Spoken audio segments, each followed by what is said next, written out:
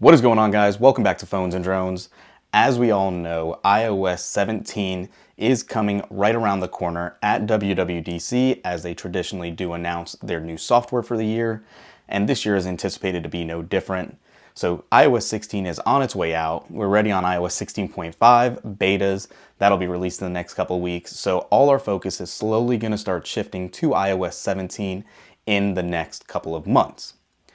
Having said that, we haven't got a lot of information, and of course nothing is really going to be concrete until Apple officially announces it. But as far as our first big leaks go from a known leaker, we have a couple of bits of information here. Like I said, take it as rumor for now, obviously until it's announced.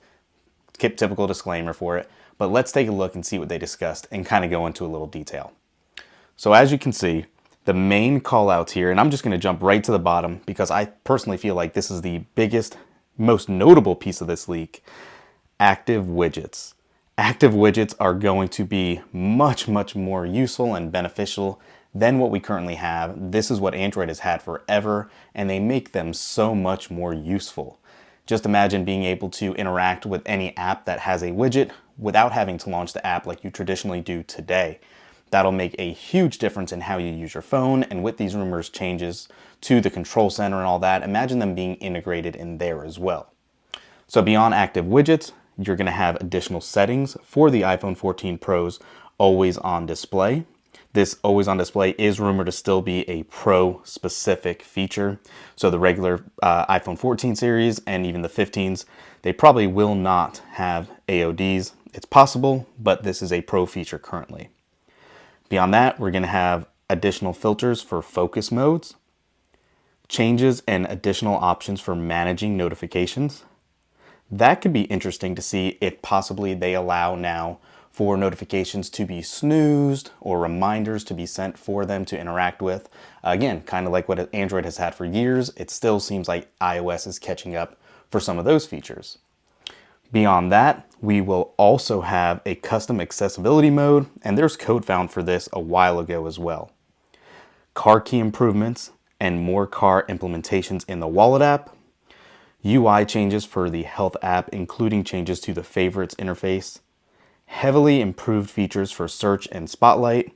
There has been rumors here that possibly Siri will be moving up to the dynamic island. That makes a lot of sense to us. I would anticipate to see that here in the near future, possibly in iOS 17. Beyond that also, you will get an absolute behemoth of AR, API framework kits and all that. So anticipate obviously this to be what the new MR, AR headset that Apple announces to be running. It'll be obviously XR or Reality OS, whatever they decide to call it, but anticipate this to run a modified version of iOS 17. Obviously, it's saying here the dynamic island will do a lot more. Not very specific, obviously, it's very high level. I'm anticipating, again, Siri will be included in there, so that will be another aspect of that island. Maybe it'll be even more interactive. Not really sure, but I'm excited to see what they could do with the dynamic island.